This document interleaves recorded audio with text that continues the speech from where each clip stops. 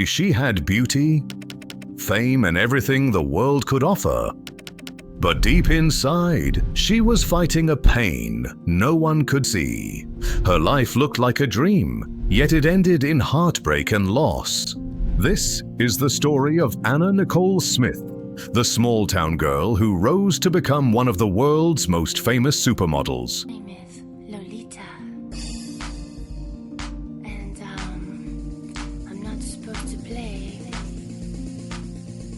with boys. Only to lose everything she loved.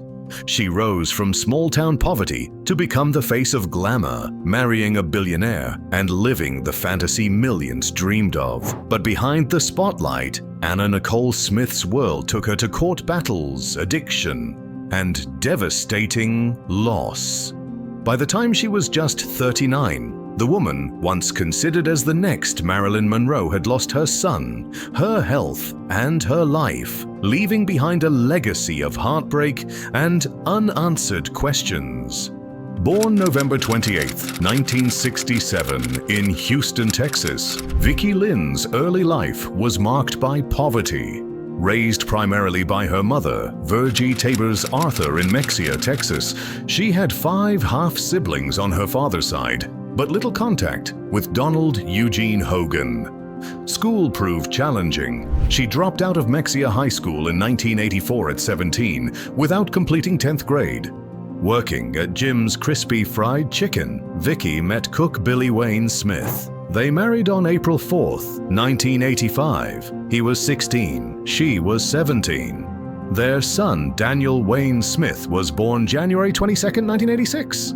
The teenage marriage crumbled quickly. They separated after a year, divorcing in 1993. As a single mother with limited options, Vickie turned to exotic dancing at Houston strip clubs. It was at one of these clubs in October 1991 that everything changed. 86-year-old petroleum tycoon J. Howard Marshall walked into her life. She later recalled, "I went over to see him, and he got a real twinkle in his eyes, and he asked me to dance for him." But first came the transformation. Vickie sent photographs to Hugh Hefner, landing a Playboy centerfold in May 1992. By 1993, she was Playmate of the Year. Guess Jeans hired her to replace Claudia Schiffer in their campaign, featuring sultry black and white photographs. During this campaign, she adopted the stage name Anna Nicole. Photographers noticed her striking resemblance to Jane Mansfield, creating several Mansfield-inspired photo sessions. The Guess campaign launched her into supermodel status. She modeled for H&M in 1993. Her image displayed on massive billboards across Sweden and Norway. Prestigious magazines followed. Marie Claire in a Peter Lindbergh shoot in October 1993, GQ magazine, and later Heatherette in 2004. Anna Nicole expanded beyond modeling into acting with roles in Naked Gun 33 and 1/3, The Final Insult, and The Hudsucker Proxy. She had her own reality TV series and endorsement deals, including becoming a spokeswoman for Trim Spa in October 2003, allegedly helping her lose 69 pounds. Meanwhile, her relationship with J. Howard Marshall deepened. On June 27, 1994, they married in Houston. The 63-year age gap sparked immediate speculation that she married him for money. Accusations Anna Nicole denied. The marriage was brief. Marshall died August 4, 1995, just 13 months later at age 90. Despite not being in Marshall's will, Anna Nicole claimed he had verbally promised her half his estate, primarily a 16% interest in Koch Industries worth $1.6 billion. E. Pierce Marshall, his son, disputed the claim, triggering a legal nightmare that would consume decades. In 1996, Anna Nicole filed for bankruptcy following an $850,000 default judgment for sexually harassing a nanny. This pulled the Marshall estate dispute into federal court.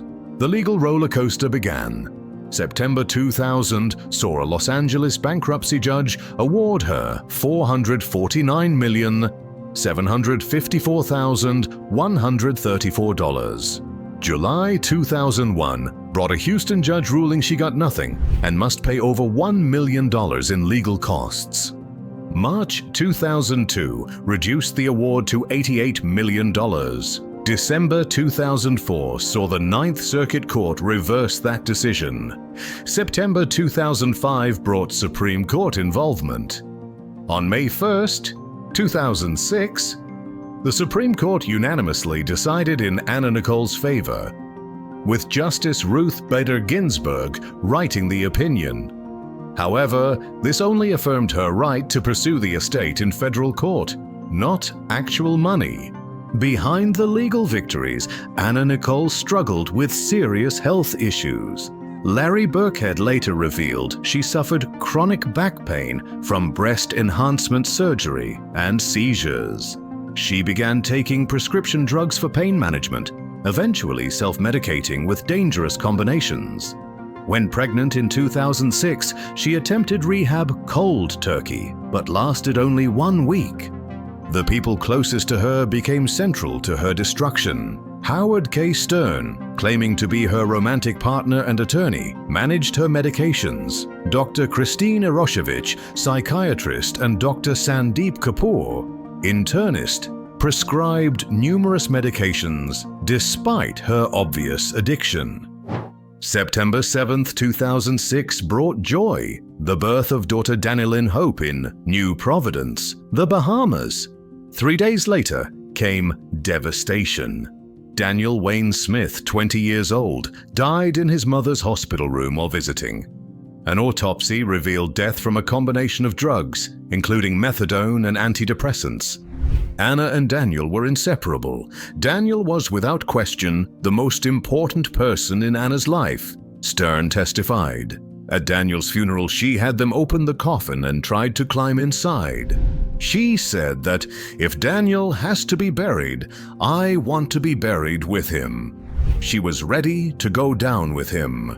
Stern later reflected, "Anna saw herself as both mother and father to Daniel. From the time I met her, everything was for Daniel. I would say that physically she died last week, but in a lot of ways, emotionally, she died when Daniel died." Daniel's death triggered Anna Nicole's final spiral. She retreated to the Bahamas with Stern, reportedly to avoid paternity testing. Immigration Minister Shane Gibson granted her permanent residency, but scandal erupted when photos showed Anna Nicole in bed with Gibson, forcing his resignation. Multiple men claimed to be Danielle's father. Larry Burkhead filed paternity lawsuits. Howard K. Stern claimed fatherhood on CNN's Larry King Live. Even Aziza Gabor's husband, Frederick Prince von Anhalt, and former bodyguard, Alexander Denk, made claims. February 2007 found Anna Nicole at the Seminole Hard Rock Hotel and Casino in Hollywood, Florida. Witnesses said she seemed a little woozy upon check-in, being held up by Howard. She remained secluded with flu-like symptoms and fever.